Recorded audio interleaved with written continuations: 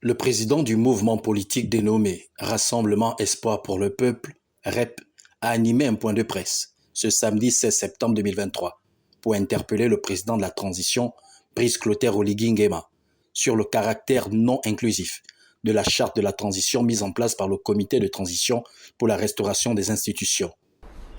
Nous pensons que l'Assemblée constituante, telle que prévue par la charte de la transition, n'est pas inclusive de toutes les couches de la population gabonaise. Et que pour que les Gabonais se reconnaissent dans les lois et dans les institutions, il faudrait qu'ils soient tous associés. Pour justifier ces allégations, le président du REP évoque quelques articles de la charte qui seraient problématiques. On peut voir que les dispositions 25, 43, 44, 46, 47 et 60 et quelques autres dispositions de la charte de la transition posent problème. S'agissant de la société civile dite constituée, prise en compte par la charte de la transition, Aimé Régis Renombo estime que la charte aurait dû prendre en compte toutes les couches du pays pour une société civile représentative. Mais je voudrais dire que les forces vives de la nation, telles que décrites dans l'article 60 de la charte de la transition, ne peuvent pas seulement être constituées par des hommes et des femmes politiques, ne peuvent pas seulement être constituées, n'est-ce pas, par les représentants du clergé et des églises, ne peuvent pas être seulement représentées par la société civile dite constituée et par 20 hauts cadres de la nation. C'est vrai, c'est une frange de la population, mais on ne peut pas les appeler les forces vives de la nation. La société civile qui est aujourd'hui prise en compte, n'est-ce pas, au Parlement, il s'agit ici de la société civile constituée, c'est-à-dire des groupements, associations et ONG qui bénéficient d'un agrément, n'est-ce pas, légalement reconnu dans le pays. Mais on ne peut pas résumer la société civile seulement à cela. Il y a de nombreuses associations dans le pays qui sont toujours en attente de leur agrément depuis des années, mais qui travaillent dans le pays. Donc nous trouvons que ce n'est pas inclusif. Où sont les femmes? Où sont les organisations de femmes? Où sont les jeunes? Où sont les élèves? Où sont les étudiants?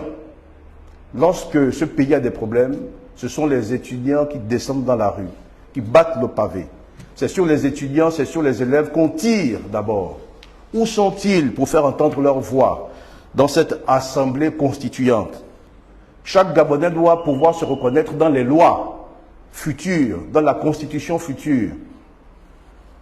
Donc, nous pensons dans le Rassemblement Espoir que, tel que prévu par la charte de la transition, la future assemblée constituante ne sera pas du tout inclusive.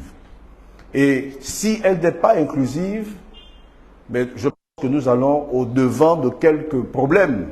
Toutefois, le Rassemblement Espoir pour le Peuple n'a pas manqué de formuler quelques propositions qui pourraient aider le comité de transition. Donc nous pensons que on n'avait pas besoin de ressusciter l'Assemblée nationale et le Sénat pour mettre en place une assemblée constituante.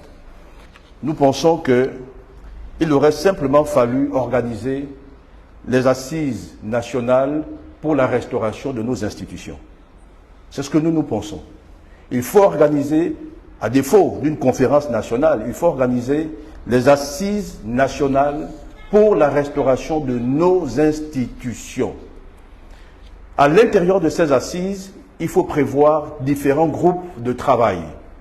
Un groupe de travail ouvert à tous les Gabonais et à toutes les Gabonais à la tête de ces groupes de travail, nommés non pas des députés ou des sénateurs, nommés simplement certains Gabonais, n'est-ce pas, pour assurer la coordination des groupes de travail.